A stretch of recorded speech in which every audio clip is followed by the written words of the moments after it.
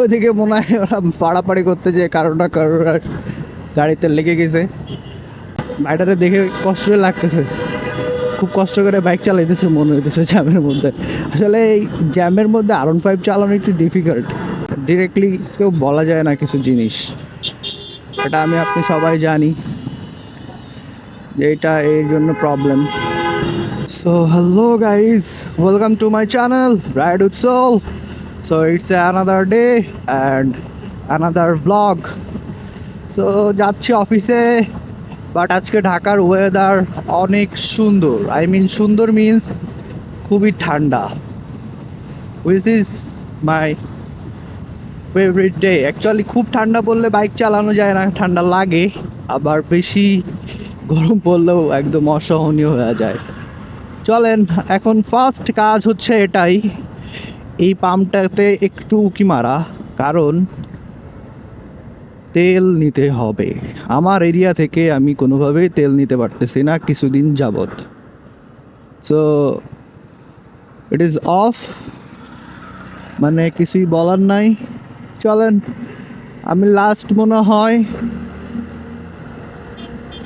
7 থেকে 8 দিন আগে, তারও বেশি হবে, আমার এই এরিয়া থেকে আমি তেল পাইছি। এছাড়া তো তেল পাই না, খুব ব্যস্ত।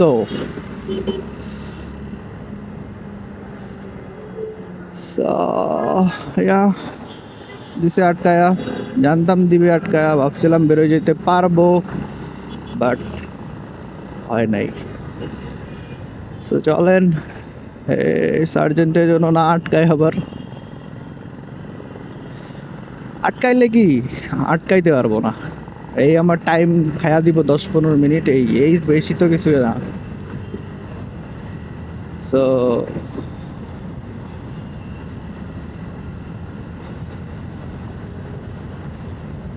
ওয়েদারটা খুবই একদম, মানে 12 মাস যদি এরকম ওয়েদার থাকে, আই মিন হালকা একটু রোদ উঠবে আর এরকম ঠান্ডা, তাহলে আরেকটা জিনিস হইতে পারে, সেটা হচ্ছে ঢাকা সিটি একটু জ্যাম জট ফ্রি।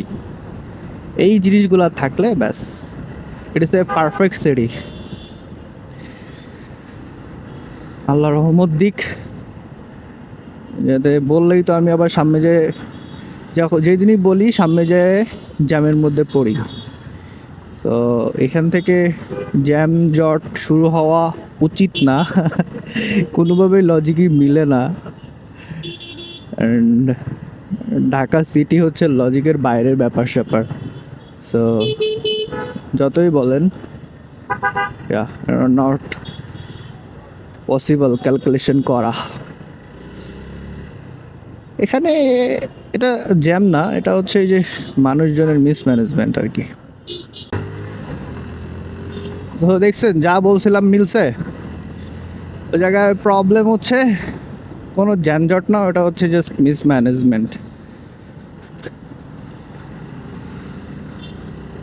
250 না,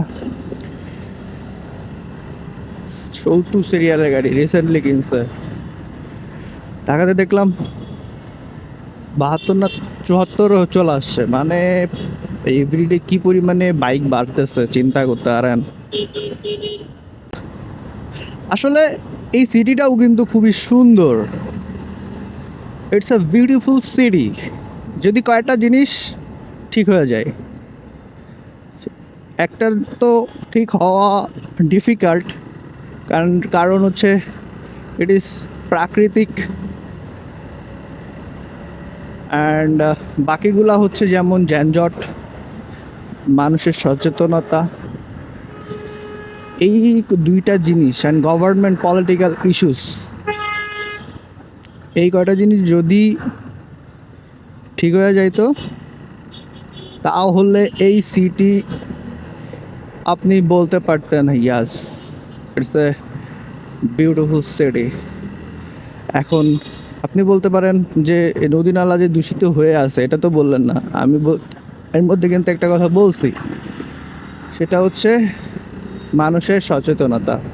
নদী নালাগুলো দূষণ হয়ে আছে মানুষের অসতর্কতায়। তারপরে বলছি যে গভর্নমেন্ট পলিটিক্যাল ইস্যুস।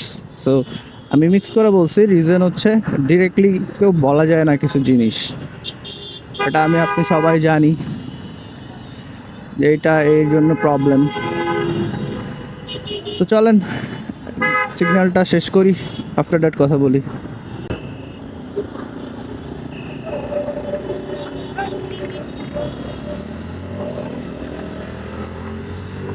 সো ওইদিকে মনে হয় ওরা পাড়াপাড়ি করতে যে কারোর গাড়িতে লেগে গেছে, আর আজকে কপালে দুঃখ আছে, এখান থেকেই শুরু।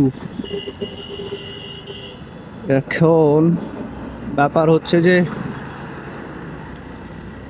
আজকে অফিসে যাইতে আর টাইম আছে লিগালি 37 মিনিট, এর মধ্যে পৌঁছাইতে পারলেই হয়। হ্যাঁ, অনেকটা আগায় আছি, এখন আগায় থাকা মিন্স এই লাইনটা যদি এভাবে চলতে থাকে তাহলে আর প্রবলেম হবে না, আর যদি কোথাও আটকে যায়, স্টাক হয়ে যায়, তাহলে লেট হয়ে যেতে পারে। সো দেখেন, রেগুলার এই জিনিসটা বারবার হইতেছে, সেটা হচ্ছে যে এই সামনে বাসগুলো এই সিগন্যালটা এসে দাঁড়াইতেছে, সিগন্যাল মিন্স ওটা স্টপেজ কিনা আই ডোন্ট নো, অ্যান্ড ওখানে এসে জ্যামটা লাগাইতেছে, আর এদিকে পুরাপুরি ফাঁকা। মানে আমি বুঝলাম না, এই 2 দিন ধরে নতুন নাটক শুরু হইলো নাকি, মানে আজব। সো চলেন সামনে যাই, যে কথা বলি। সো গাইজ, এই তো পার হয়ে গেছি সিগন্যাল ক্রসিং, পার হইলেই মনে করেন তারপরে আমতলি সিগন্যাল। এই 3টা জিনিস হচ্ছে কেন জানি এই রোডের অভিশাপ। এই 3টা জিনিস আসলে রেগুলার পার করা, আর যারা বাইক চালায় বাইকের সাথে যুদ্ধ করা একদম সেম টু সেম। কারণ মানে difficult means totally huge difficult.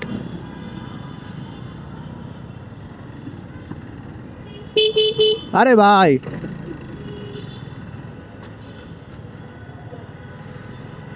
So এটা হচ্ছে স্কিপ, বুঝছেন? আমি হচ্ছে যেই দিনই জ্যাম দেখি সেই দিনই এই স্কিপটা ইউজ করি। আসলে বলা যায় যে যদি আমি সপ্তাহে 6 দিন অফিস করি, সপ্তাহে 4 দিনে স্কিপ ইউজ করা লাগে। এখন দিস ইজ আলটিমেট। দেখেন কারও স্কিপ ইউজ করছে, তাহলে বুঝছেন অবস্থা। সো এই স্কিপটা ইউজ করলে দেখেন ইজিলি ক্রসিং পার হয়ে যাওয়া যায়, এটাই হচ্ছে এর সুবিধা। যদি ধরেন আমি সোজা রোডে আসতাম, তাইলে এখনও 10 মিনিট লাগতো আমার এটা পার হইতে, কারণ দেখলেনই তো পিছনে প্রচুর পরিমাণে যানজট লেগে আছে। আসলে একটা জিনিস ওরেস্ট, ঢাকা সিটিতে এই সিএনজি আলাদের সাথে একটু পায়রা ওঠা যায় না, এরা হচ্ছে এই বাইক লেন ইউজ করে, ঠাস ঝুঁকায় দেয়, আর আমার মেজাজটা খারাপ হয়ে যায়। এই ঢুকাবি কে তুই বাইক লেনে? বাইটারে দেখে কষ্ট লাগতেছে, খুব কষ্ট করে বাইক চালাইতেছে মনে হইতেছে জ্যামের মধ্যে। আসলে এই জ্যামের মধ্যে R15 চালানো একটু ডিফিকাল্ট, কারণ এই হাইটে প্রবলেম থাকলে শুয়ে শুয়ে চালানো যায় না। সো এই তো পার হয়ে গেছি আমতলি সিগন্যাল। বাবা, আজকে এখানে দেখি গার্ড দিতেছে, খুব ইন্টারেস্টিং। উন্নতি হইলো নাকি এগো? মানে চাইলে কিন্তু এই যে দেখছেন, এরা আজকে এখানে হয়তো বা স্টপেজ বানাইছে, পুলিশ পার করে স্টপেজ বানাবে আজকে, দেন মানুষ নামবে। আর যেদিন হলো পুলিশ থাকে না, থাকলেও মানে যেদিন গার্ড টার্ড দেয় না ঠিক মতো, সেদিন হচ্ছে কি করে, সেদিন হচ্ছে ডিরেক্ট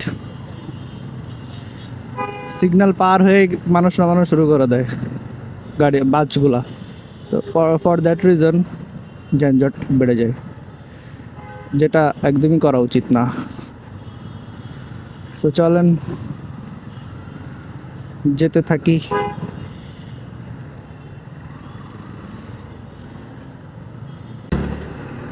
আসলে আমার এই সামনের এই বাইকটা যেই পরিমাণে টানাটানি করতেছে অনেক আগের থেকে। আমি শুধু দেখতেছি, বাট খুব বেশি যে প্রোগ্রেস নিয়ে আসতে পারছে, খুব বেশি যে টাইম সেভ করতে পারছে আমার কাছে মনে হয় না। তো ওয়াই বাই ওয়াই এত টানাটানি কিসের জন্য? আসলে একটা ঘটনা ঘটেছে গাইস। আরন ভাই ভাই খুব টানাটানি করতেছিল, মানে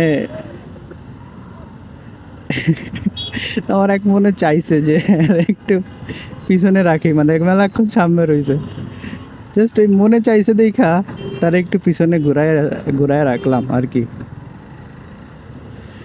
তো চলেন সামনের দিকে যাওয়ার চেষ্টা করি আস্তে আস্তে, গুটি গুটি পায়ে। এমন একটা জায়গায় চাকরি করি, এখন চাইলেও কিছু করার নাই। অন্য রোডে যাবেন আসবেন কোনো স্কিপ নাই, যান ভাই যান, আপনারা আর আটকাইতাম না। বাইরে বেচারা ডিজার্ভ করে সামনে যাওয়া, হুদায় তারে না আটকায়। গাইজ গুলশানে ঢুকছি, বাট গুলশানে আরেক সারপ্রাইজ, মানে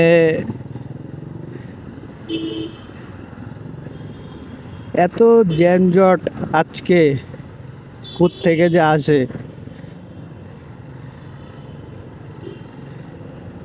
কোনো শান্তি নাই। চলেন আস্তে আস্তে গুটি গুটি পায়ে অফিসে চলে যাব আজকে, কোনো প্যারা নাই, চিল মোড়ে যেতে হবে, ফুললি চিল মোড়ে। সো গাইজ এই তো চলে আসছি গুলশান অফিসের সামনে। মানে বিষয়টা হয়েছে যে এমন, সারা রাস্তা জ্যাম খেয়ে আইছে, সেইটুকু কেন বাকি যাবি। তো এই তো গাইজ, হোপ আপনারা ব্লগটা এনজয় করছেন, অ্যান্ড আজকে এই পর্যন্তই। And if you guys enjoy this video, please do subscribe and please bell আইকনটা হিট করে দিবেন। অ্যান্ড ফেসবুক থেকে যারা দেখছেন তারা মাস্ট বি একটু লাইক শেয়ার করে দিবেন, তাহলে কি হয় রিচটা বাড়ে আর কি। সো এই তো, থ্যাংক ইউ সো মাচ, আসসালামু আলাইকুম।